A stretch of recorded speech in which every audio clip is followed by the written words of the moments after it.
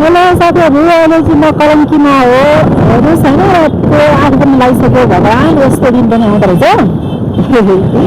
केहीजना साथी हो दुःखको फल मिठो हुन्छ अरे, इमान्दारीको फल मिठो हुन्छ भन्ने सुनेको होइन। इमान्दारीको साथ काम गरिन्छ होइन। जति बजे हुन्छ त्यति बजे आफ्नो घर गइन्छ। लाभा लाग्दैन, अहिलेसम्म लागेको पनि छैन, लाग्नु। अनि अरू के छ हजुरहरूलाई खबर? आज त म घर जाँदैछु। मलाई यति धेरै खुसी लागेको छ है। सीमा छैन, खुसीको सीमा छैन।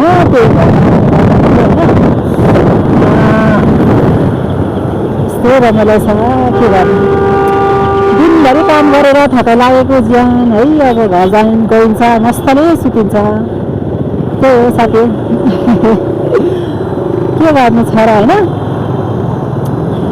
अनि कलङ्कीसम्म चाहिँ म गाडीमा आयो। त्यसपछि चाहिँ मेरो हस्बेन्डले लिन आउनु भयो है।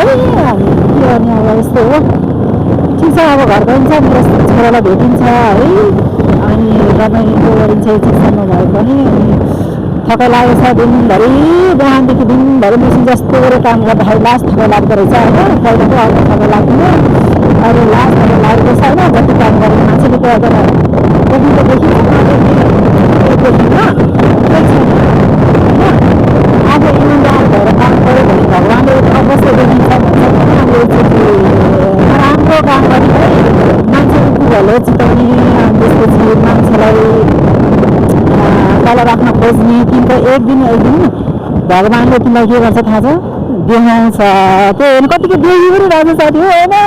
तर देख्नु पाउँदाखेरि चाहिँ कस्तो हुन्छ भने ए भगवान् त्यस्तो चाहिँ नहोस् भनेर जस्तो लाग्छ आफूलाई चाहिँ होइन। अब त्यो देखिरहेको हुन्छ। त्यसपछि नतिजा तत्कालै प्राप्त हुन्छ कतिको होइन। त्यो भएको कारणले गर्दाखेरि चाहिँ राम्रो होस्, सबैजनाको राम्रो होस् होइन। केही छैन है। यतातिर चाहिँ एउटा ठाउँतिर चाहिँ यस्तो पानी परिरहेको थियो भने यतातिर चाहिँ यस्तो सुता भएर होइन पुरै धुलिरहेको छ है।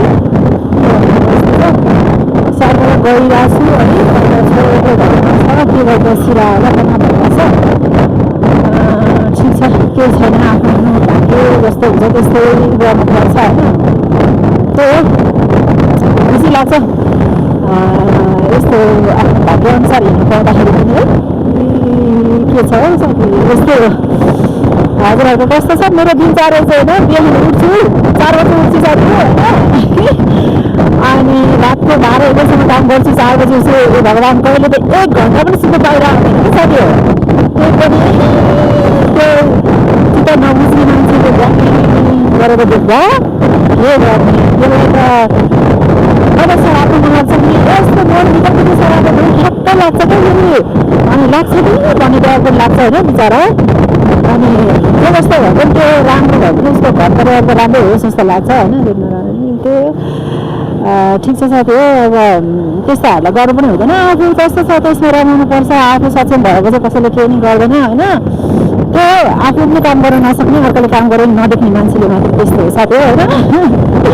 अनि के छ र हालखबर हजुरहरूको? मलाई पनि बताउनुहोस् न। त्यही हो, के गर्नु, यस्तै छ है। यता हेर्नुहोस् त, Buddha Jayanti, this is a Buddha है। कति राम्रो छ हाम्रो देश नेपालको बुद्ध होइन। हाँसिरहेछन् सबैले। सधैँ देशमा शान्ति होस्, मनमा मान्छेहरूको अशान्ति भए पनि के त देशमा चाहिँ सधैँ शान्ति नै फैलिरहोस् भनेर भनिरहेको छ नि साथी बुझ्नुभयो। त्यो भएको कारणले गर्दाखेरि चाहिँ होइन त्यस्तै रमाउनु पर्छ, रमाउनु सिक्नुपर्छ जहाँ जस्तो जे भयो पनि होइन। आज चाहिँ म लामो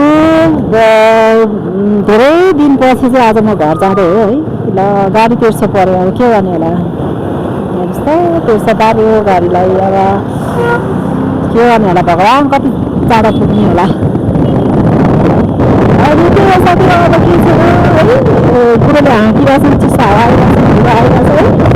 बिरामी हुने लाग्छ तर भगवान्ले साथ दियोस्। दुई वर्षसम्म भन्ने चाहिँ हो प्रयास गर्छ। 2 वर्षसम्म चाहिँ कसैलाई चाहिँ खुट्टा धोकेर चाहिँ खाना नपरोस् भन्ने भइरहेछ होइन साथी हो। त्यही भएर चाहिँ रमाइलो गर्नु होला,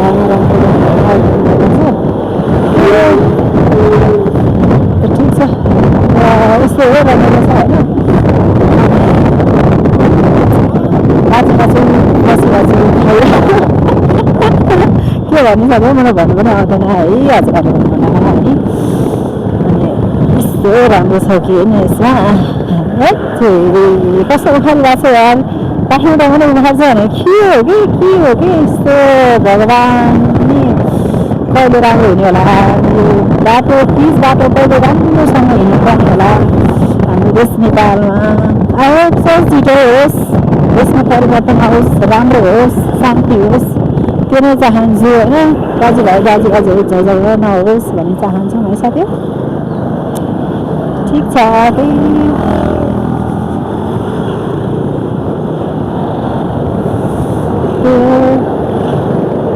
मेरो पारा यस्तै छ साथी हो के गर्ने होला है